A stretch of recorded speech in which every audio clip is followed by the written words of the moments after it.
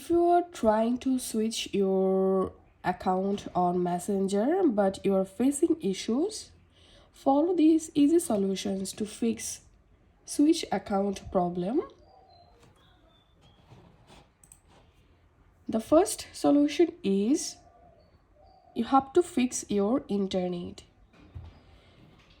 To check your internet working or not, you can open YouTube app and try to play a random video.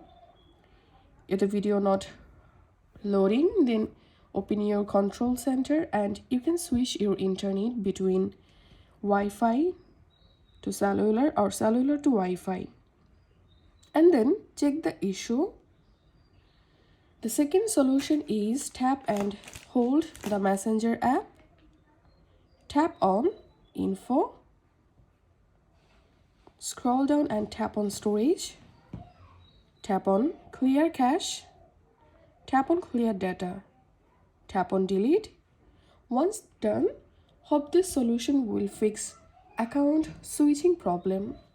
If you find this video helpful, make sure to subscribe 5 Minute Solution. See you in the next video.